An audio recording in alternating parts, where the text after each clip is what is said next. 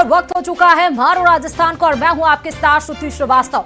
और सबसे पहले बात आज हम बुलेटिन में करेंगे खनन माफिया के बेखौफ की और आपको बताएंगे कि कैसे आखिरकार इनके ऊपर लगाम लगेगा, क्योंकि नागौर में अवैध खनन के खिलाफ कार्रवाई करने पहुंची सरकारी टीम पर हमले का मामला सामने आया। सरकारी टीम पर माफिया ने पथराव किया, वाहनों से टक्कर की कोशिश की, मौके से मशीन जब्त हुई, 4 संदिग्ध हिरासत में लिए गए और एसपी ने सख्त कार्रवाई की चेतावनी दी है। देखिए रिपोर्ट।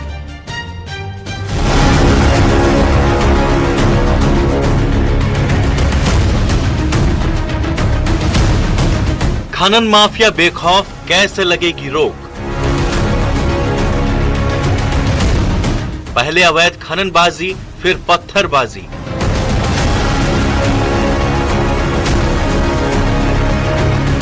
अवैध खनन का नेटवर्क, प्रशासन करेगा ब्रेक।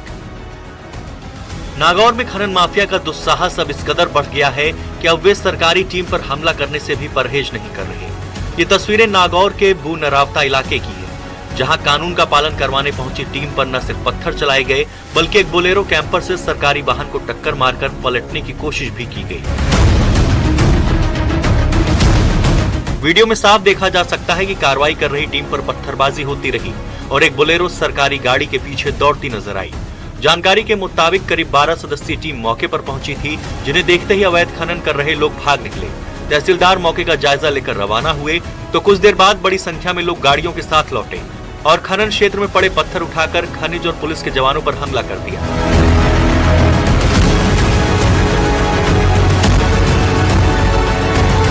हमले की सूचना मिलते ही प्रशासनिक आला अधिकारी भारी पुलिस फोर्स के साथ मौके पर पहुंचे और हालात पर काबू पाया। पुलिस ने कार्रवाई करते हुए एक डंपर, एक जेसीबी और 9 मोटरसाइकिलें जब्त की है, जबकि पुलिस ने 4 लोगों को हिरासत में लिया है, जिससे पूछताछ की जा रही है। माइनिंग विभाग की एक टीम जो है वो अवैध माइनिंग के विरुद्ध कार्रवाई करने जब गई थी मुंडवा थाना क्षेत्र अंतर्गत, वहां पर स्थानीय अवैध खननकर्ताओं द्वारा उनके द्वारा उन पर मारपीट की गई, पत्थरबाजी की गई। इस संदर्भ में एक प्रकरण थाना मुंडवा पर दर्ज किया गया है और चूंकि घटना राज्य कर्मचारियों के संबंधित है, इस प्रकरण को मैं स्वयं मॉनिटर कर रहा हूं और शीघ्र, अतिशीघ्र और पुख्ता और मजबूत कार्रवाई इन सभी के विरुद्ध की जाएगी। बताया जा रहा है कि ग्वालू और बू नरावता इलाके की करीब 2500 बीघा जमीन पर लंबे समय से अवैध खनन जारी है। अवैध बिजली लाइनों और बिजली चोरी के जरिए करीब 10 गांव इस कारोबार से प्रभावित हो रहे हैं। वहीं अवैध खनन की लगातार मिल रही शिकायतों के बाद कलेक्टर की अध्यक्षता में राजस्व, खनन, परिवहन, पुलिस और वन विभाग की संयुक्त SIT बनाने के निर्देश दिए गए हैं। न्यूज़ 18 के लिए नागौर से प्रकाश तंवर की रिपोर्ट।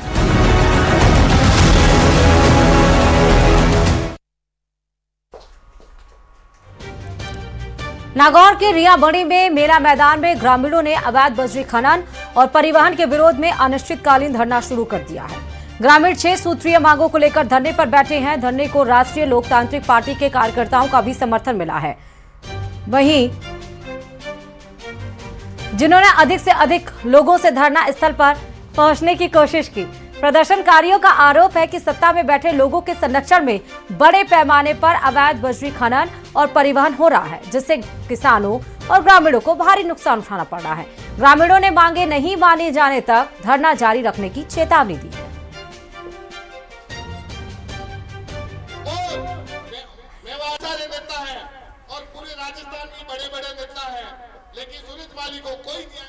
प्रदेश के 2 अलग अलग जिलों में एसीबी की कार्रवाई देखने को मिली। पहली तस्वीर जो आपकी टीवी स्क्रीन पर आएगी वो जिला अजमेर से आएगी। वो तस्वीर हम आपको दिखाएंगे जहां कोऑपरेटिव सोसाइटी का मैनेजर ट्रैप किया गया है।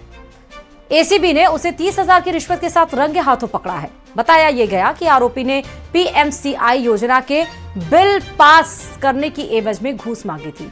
दूसरी तस्वीर कोटा की है, जहां गेंडोली थाने में तैनात असिस्टेंट सब इंस्पेक्टर आशिक हुसैन के खिलाफ रिश्वत मांगने का प्रकरण दर्ज किया गया। आरोपी ASI पर धोखाधड़ी के एक मामले में नाम हटाने के एवज में 20,000 रुपए की रिश्वत मांगने का आरोप है।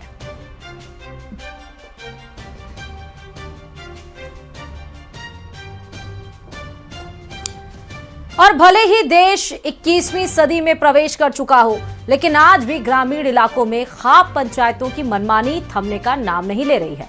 खाप पंचायतें अपने तुगलकी फरमानों के जरिए न सिर्फ लोगों को गांव से बहिष्कृत कर रही हैं, बल्कि उनसे बातचीत करने या उनके घर जाने तक हजारों रुपए का जुर्माना भी लगा रही हैं। ऐसा ही एक चौंकाने वाला मामला उदयपुर जिले से सामने आया है।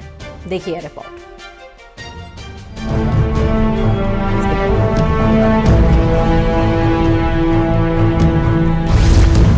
खाप पंचायत का तुगलकी फरमान।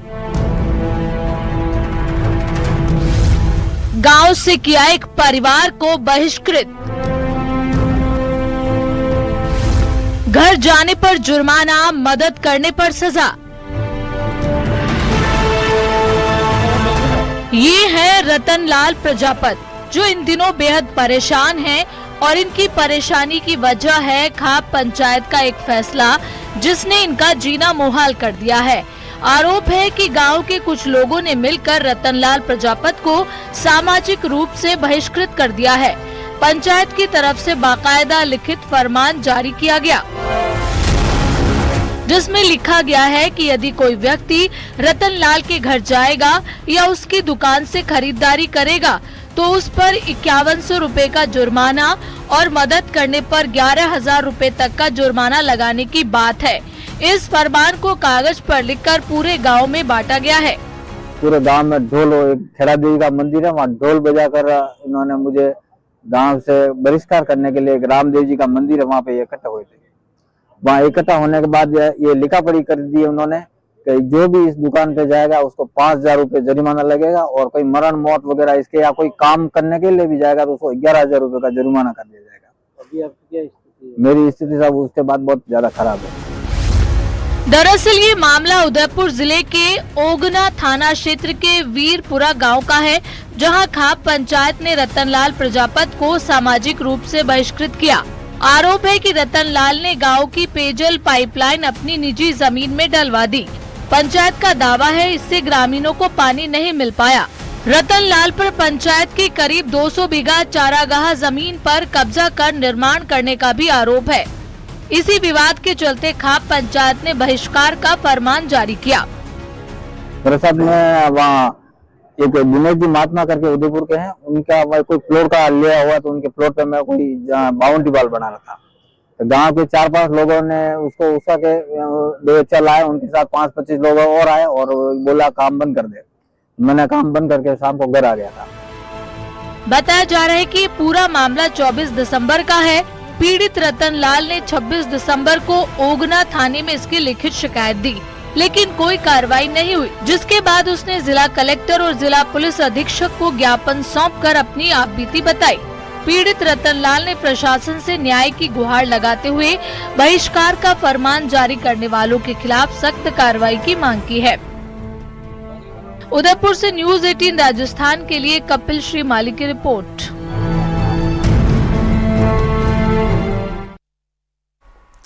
तो चलिए अब बात करेंगे सीधे जयपुर से बड़ी खबर की, जहां निर्जा मोदी स्कूल की मान्यता रद्द करने पर विवाद लगातार बढ़ने लगा है।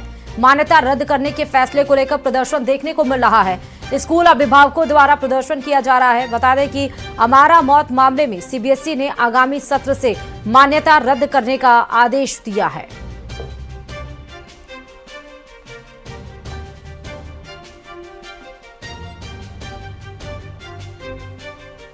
निर्जा मोदी स्कूल में पढ़ने वाली अमायरा के मौत मामले के अंदर सीबीएसई ने जो है वो वर्ष 2026-27 की जो है वो मान्यता रद्द करने का फैसला लिया है। अब उसी मान्यता रद्द करने के फैसले को लेकर स्कूल में पढ़ने वाले जो बच्चे हैं उनके अभिभावक जो हैं वो प्रोटेस्ट कर रहे हैं। मैम क्या कहेंगे जो फैसला लिया गया उसको लेकर? बस यही है कि इस फैसले को आपको वापस लेना चाहिए, और कोई स्कूल परफेक्ट नहीं होती है। अगर आप चाहें तो थोड़े जो आप बोलोगे वो स्कूल अपनी ना कमियां पूरी करके वो चीज कर सकती है, एंड देन स्कूल चालू हो सकती है। सस्पेंड करना एक चीज होती है, आपने तो एफिलिएशन कट ही कर दिया स्कूल का। सही बात है, हर चीज को दोनों पहलू से सोचना चाहिए। ये जरूरी नहीं है कि आप एकदम हार्ड डिसीजन ही ले ले स्कूल के बच्चों के साथ उनके इमोशंस, फीलिंग्स सब कुछ इसके साथ जुड़े हुए हैं। प्लीज आप सीबीएसई से गुजारिश है कि वो अपना ये एफिलिएशन हमें वापस दीजिए और इसको जो उन्होंने लगाई है इसके ऊपर ये सब चीजें वो हटा दी जाए। अगर कोई गलती होती है किसी से तो सुधार का नाम होता है, लेकिन इन्होंने तो पूरी रद्द ही कर दी, मान्यता रद्द कर दी। ये बहुत गलत बात है। हमारे बच्चों का फ्यूचर सेव किया जाए। हमारे बच्चे बहुत टेंशन में अभी, और हमारे बच्चे लिटरली इमोशनल ट्रॉमा में है अभी। स्कूल चेंज करना कोई आसान काम नहीं है। मतलब we have to decide from scratch. It's not an easy decision. इस तरह की स्कूल होगी क्या होगी। हमारी सीबीएसई से रिक्वेस्ट है कि आप प्लीज स्कूल के बाकी बच्चों का भी सोचिए। 5000 से भी ज्यादा बच्चे हैं स्कूल में। ऑलरेडी बच्चों की बुलिंग स्टार्ट होने लग गई है। प्लीज एक बार सोचिए, सीबीएसई को वापस सोचना पड़ेगा। पेरेंट्स बुली हो रहे हैं। आप देख सकते हैं कि जो तमाम जो पेरेंट्स हैं वो प्रोटेस्ट कर रहे हैं। वहीं आप बच्चों को भी यहाँ पर हैं जो देख सकते हैं। यहाँ पर बच्चे यहाँ पर जो हैं वो मान्यता रद्द करने को लेकर प्रोटेस्ट कर रहे हैं। यहाँ पर देख सकते हैं कि जो पेरेंट्स हैं सीबीएसई के इस फैसले को लेकर प्रोटेस्ट कर रहे हैं। न्यूज 18 राजस्थान के लिए सहयोगी मानसिंह के साथ रोशन शर्मा की रिपोर्ट। और चलिए अब बात करेंगे कोर्ट के आदेश की। दरअसल राजस्थान में एक बार फिर चुनावी हलचल तेज हो गई है और इस बार यह हलचल अपनी छोटी सरकार यानी पंचायती चुनाव के लिए है। राज्य निर्वाचन आयोग ने लगभग तमाम तैयारियां पूरी कर ली हैं। मतदाता सूची के अपडेट से लेकर पोलिंग बूथ के गठन तक हर उस स्टेप को बारीकी से पूरा किया जा रहा है जो चुनावों के लिए बेहद जरूरी है। देखिए रिपोर्ट।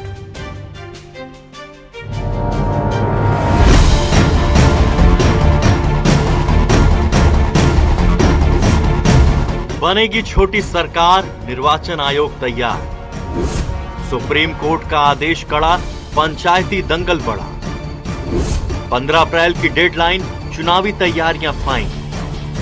राजस्थान के गांवों की चौपालों पर अब सियासत की चर्चा तेज हो गई है।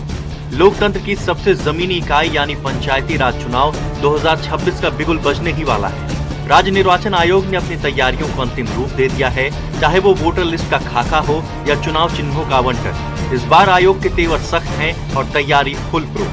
चुनाव आयुक्त राजेश्वर सिंह ने साफ कर दिया है कि निष्पक्षता और पारदर्शिता से कोई समझौता नहीं होगा।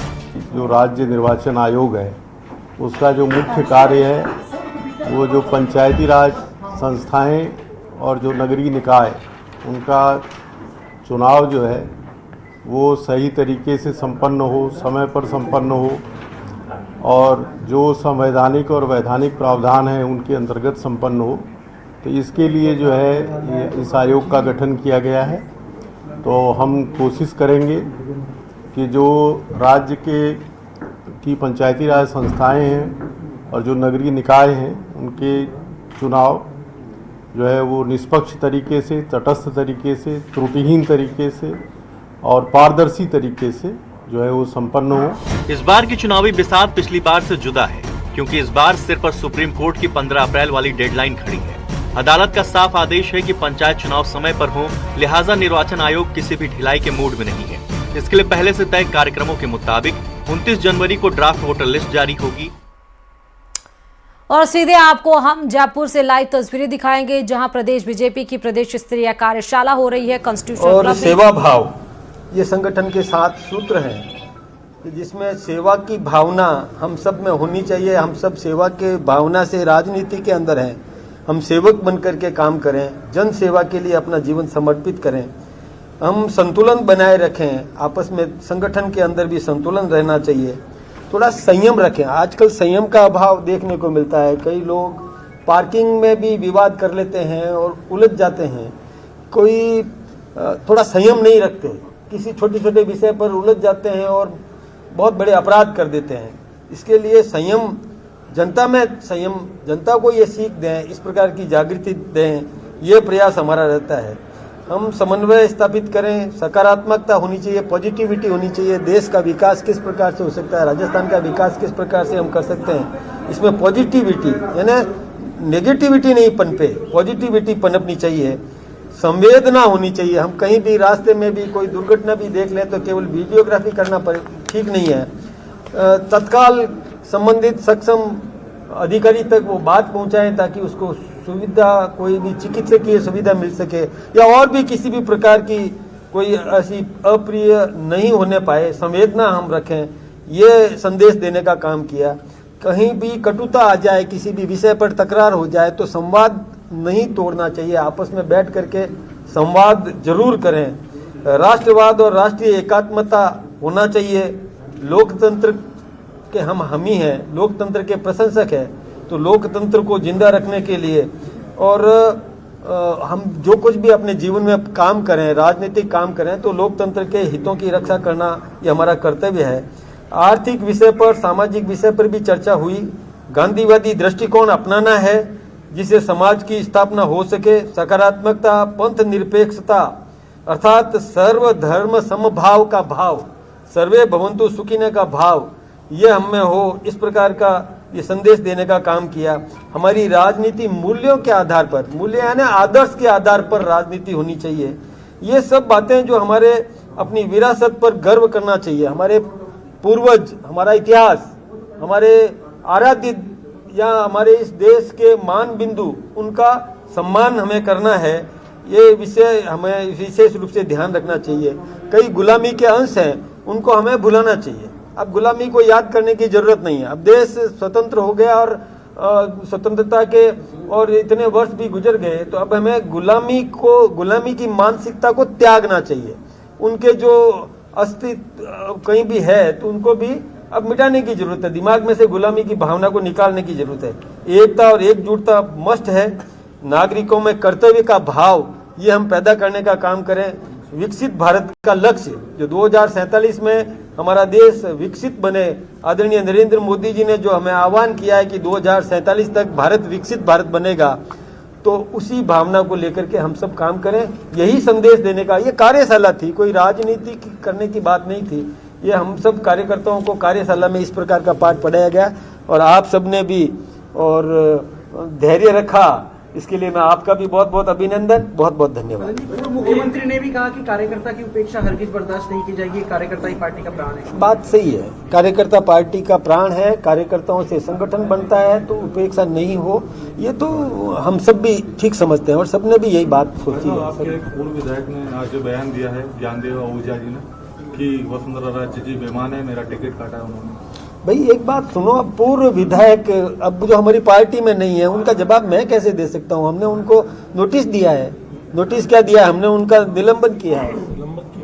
हाँ, अब आप कोई भी कुछ भी कहे। अब भाई साहब, आज की बैठक में एसआईआर को लेके भी कोई डिस्कशन हुआ? नहीं। पंचायत चुनाव निकाल नहीं। ये मैंने कहा ना, आज का आदर्शवाद पर और हमें कार्यकर्ता को किस प्रकार से अपने जीवन में काम करना है, जन सेवा के लिए किस प्रकार से हम समर्पित रहें, यही संदेश देने का काम है। इत्तेफाक होता है, कार्यकर्ताओं को अधिकारियों से इत्तेफाक होता है, तो कार्यकर्ता और सरकारी अधिकारियों में समन्वय बना रहे, इस तरीके की कोई ना। वो तो देखिए, मैंने भी कहा कि हम सत्ता पार्टी के कार्यकर्ता हैं, तो जो अधिकारी है वो भी हमारा लगाया हुआ है, उससे हम समन्वय रखें, ये ठीक बात है, अच्छी बात है। बात कही है आपने, किस तरह से आगे चलेंगे? कुटुंब प्रबंधन का मतलब होता है कि परिवार के रूप में काम करना, तो किस प्रकार काम करना? मैं आप सबको भी कहना चाहूँगा, मैं पूरे हिंदुस्तानियों के लिए निवेदन करना चाहूँगा कि अपने परिवार के साथ, अपने बच्चों को, अपनी पुत्रवधुओं के साथ, पुत्रवधु, माता पिता, दादा दादी, ये एक बार साथ बैठे, साथ बैठ करके संवाद करें। चाहे कुछ नहीं, भजन ही करो, लेकिन साथ बैठो, एक बार साथ बैठ में खाना खाओ, ताकि ये सब परिवार व्यवस्थित चलेगा। हमारा परिवार पहले एक आदर्श परिवार होता था, आदर्श व्यवहार होता था। आजकल क्या हो गया है, कोई बच्चा कहीं है, कोई बच्चा कहीं है, ठीक है, अपना वो उद्योग करे, अपना व्यापार करे, अपना कोई काम करे, लेकिन महीने में 1-2 दिन तो ऐसे तय करे कि परिवार के साथ बैठे, और ये संदेश देना चाहिए। मैं आपके माध्यम से भी ये संदेश पहुंचाना चाहिए। अध्यक्ष जी, वसुंधरा जी ने ये कहा कि कार्यकर्ता पार्टी का ब्रांड एम्बेसडर, उसके एक साइन से काम होना चाहिए, वरना अधिकारी अंजाम भुगतने के लिए तैयार हैं। क्या कार्यकर्ता के साइन से काम सरकार में संभव होगी क्या? देखिए, ऐसा नहीं है। देखिए, कार्यकर्ता का सम्मान भी रहना चाहिए। जनहित के काम, जनता के काम, इसमें जनता के काम को लेकर के आया है, तो वो तो काम करना ही चाहिए। गोविंद सिंह चौटाला ने कहा, लेट हो रहा हूँ, इसीलिए तो कह दिया उन्होंने। तो ये कहा है कि प्रदेश प्रभारी राधा मोहन दास अग्रवाल नहीं आए और आपको लेके भी बयान दिया है, आपको लेके भी कहा है कि आप भी उपाड़ी बजा रहे हैं। उन्होंने ये शब्द नया लाए हैं, उपाड़ी बजा रहे हैं मुख्यमंत्री। वो गमछा उछाले, मैं क्या कर रहा हूँ क्या नहीं कर रहा हूँ, ये उनको नहीं देखना है, मुझे देखना है। मेरा संगठन देखेगा, आप लोग देखेंगे, ज्यादा से ज्यादा आप लोग देख रहे हो मैं क्या कर रहा हूँ, बस पर्याप्त है। मुझे उनसे सर्टिफिकेट तो लेना नहीं है गोविंद सिंह जी से, वो अपना घर संभाले ना, मेरी क्यों चिंता कर रहे हैं, मेरी पार्टी की क्यों चिंता कर रहे हैं। वो अपना घर तो उनका संभाल नहीं रहा है, उनके तो मेंढक की तरह उछल कूद करते इधर उधर भाग रहे हैं। वो अपना घर संभाले, मैं मेरा घर संभालूं। एक सवाल, कोर कमेटी की भी बैठक है और कोर कमेटी की बैठक बहुत महत्वपूर्ण हो जाती है। 13 और 3 16 लोग जब बैठ के करते हैं, क्या कोर कमेटी में बैठक होगी अभी? क्या एजेंडा क्या लिया गया? एजेंडा कोर कमेटी में बैठेंगे तो मैं उसके बाद आपको बता दूंगा। नई कोर कमेटी का भी गठन होगा तो 11 बजे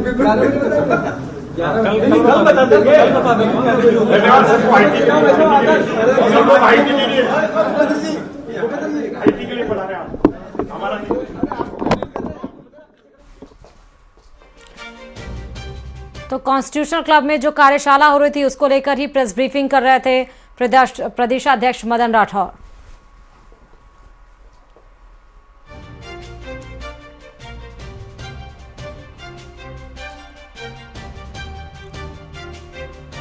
तो चलिए अब बात एक और बड़ी खबर की जयपुर से ही, जहां प्रदेश भाजपा की कोर कमेटी की बैठक आज ही है। आज शाम 8:30 बजे ये कोर कमेटी की बैठक बीजेपी की होगी और अब बीजेपी मुख्यालय पर ही यह बैठक आयोजित होगी। भाजपा कोर कमेटी में 13 सदस्य हैं, 3 विशेष सदस्य भी आमंत्रित हैं। तो अभी कार्यशाला चल रही थी कॉन्स्टिट्यूशनल क्लब में, जहां आप पीसी करते हुए, प्रेस कॉन्फ्रेंस करते हुए मदन राठौर को सुन रहे थे।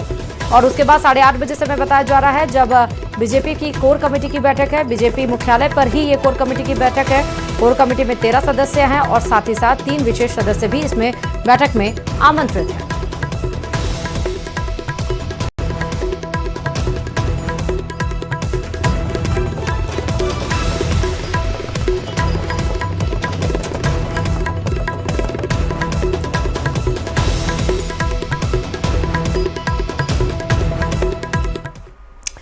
खैरथल के रहने वाले 24 साल के युवक विपिन चौधरी की अमेरिका साइलेंट अटैक से मौत हो गई।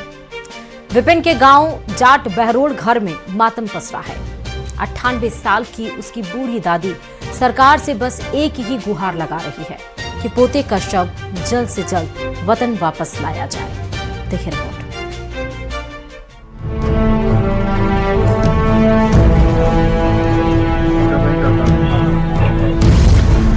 सात समंदर पार, मौत की मार, मां बदहवास, पिता खामोश, दादी का बुरा हाल, परिवार लाचार, सरकार से शव लाने की गुहार। खैरथल तिजारा के जाट बहरोड़ गांव का एक घर, जहां 4 दिन से चूल्हा नहीं जला। आंगन में कदमों की आहट बंद हो गई और एक 98 साल की दादी हैं जो हाथ जोड़कर बस एक ही बात कह रही हैं, सरकार मेरे पोते को घर पहुंचा दो। दरअसल 30 दिसंबर को अमेरिका के जॉर्जिया में जाट बहरोड़ गांव के रहने वाले 24 साल के विपिन चौधरी की साइलेंट हार्ट अटैक से मौत हो गई। विपिन जॉर्जिया के एक शॉपिंग मॉल में बिलिंग का काम करता था।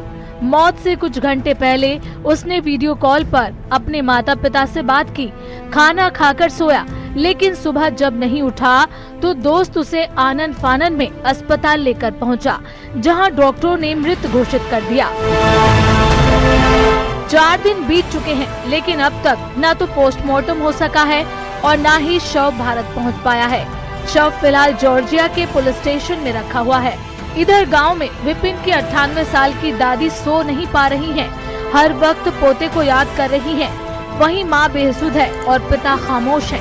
सभी के मन में एक ही सवाल है कि विपिन का शव भारत कब पहुंचेगा। परिवार ने Rajasthan association of north America और भारतीय दूतावास से मदद की गुहार लगाई है। इंडियन कम्युनिटी वेलफेयर फंड से शव लाने की प्रक्रिया शुरू तो हुई है, लेकिन अमेरिकी छुट्टियों के चलते मामला अटका हुआ है। विपिन साल 2024 में अमेरिका गया। वहां जाने के लिए उसने 1.5 बीघा पुश्तैनी जमीन बेचकर 30 से 40 लाख रुपए खर्च किए।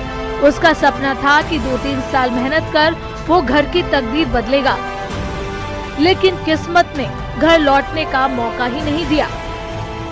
सरकार मेरा पोता ने घर गालो, कहाँ भी गालो, मेरा पोता ने घर गाल दो, सरकार धरागा जोड़। अमेरिका से भारत तक का ये फासला किलोमीटर में नहीं, आंसुओं में नापा जा रहा है, जहां एक परिवार और एक 98 साल की दादी बस अपने पोते के लौटने का इंतजार कर रही है। न्यूज़ 18 राजस्थान के लिए खैरतल से नितिन तिवारी की रिपोर्ट। क्या आप सोच सकते हैं कि एक ही जंगल में सैकड़ों की तादाद में विशालकाय अजगरों का डेरा हो सकता है? न्यूज़ 18 की टीम आपको ले चलेगी केवला देव के उस अनदेखे और अनसुने गलियारे में, जहां की हुकूमत महाकाय अजगरों के पास है। देखिए रिपोर्ट।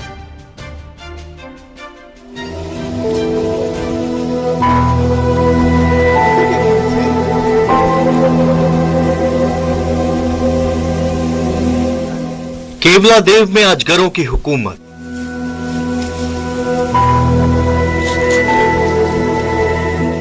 भारत का सबसे बड़ा पाइथन पॉइंट।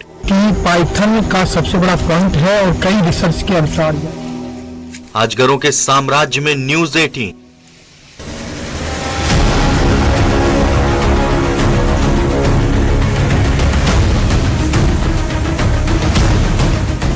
भरतपुर का ये घना जंगल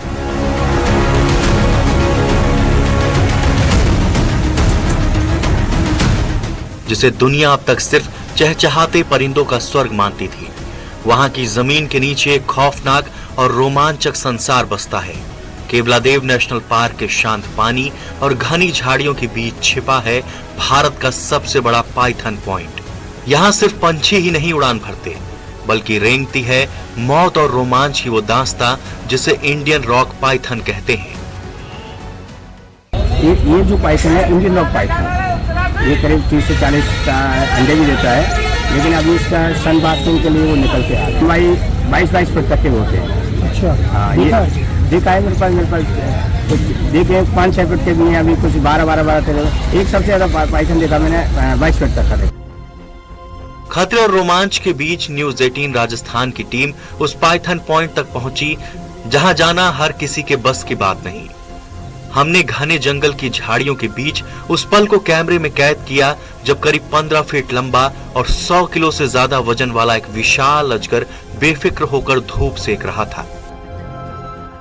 ये जो है इस आसपास के इलाके में पूरा पाइथन पाया जाता है।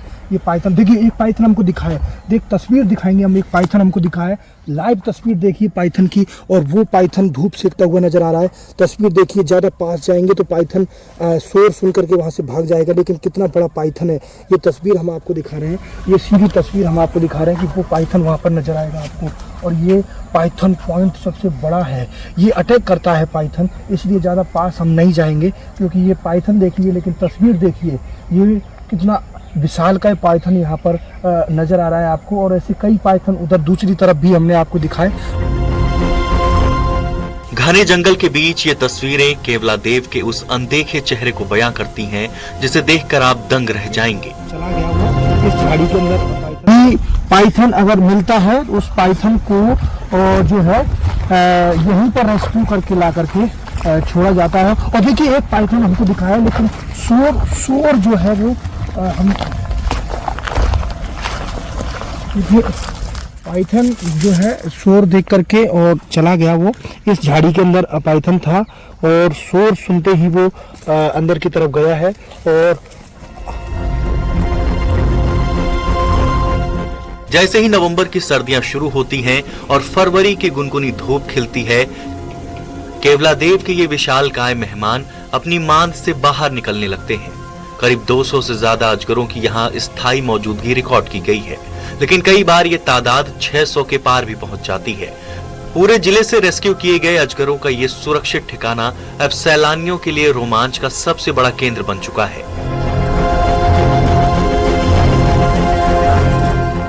पार्क में करीब 200 समथिंग पाइथन मिलते हैं।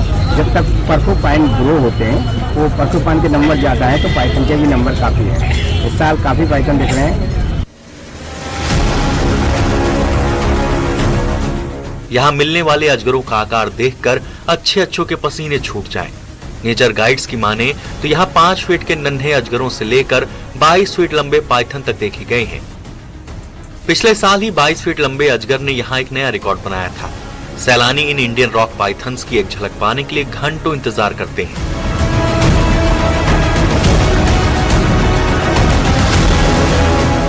केवलादेव नेशनल पार्क सिर्फ एक पार्क नहीं, बल्कि प्रकृति के संतुलन की एक अद्भुत मिसाल है। एक तरफ आसमान में चहचहाते पक्षी और दूसरी तरफ जमीन पर रेंगते ये विशालकाय अजगर। तो अगली बार जब आप भरतपुर आएं तो नजरें सिर्फ आसमान पर ही नहीं, जमीन पर भी रखिएगा, क्योंकि यहाँ का राजा कोई पक्षी नहीं बल्कि ये रॉक पाइथन है।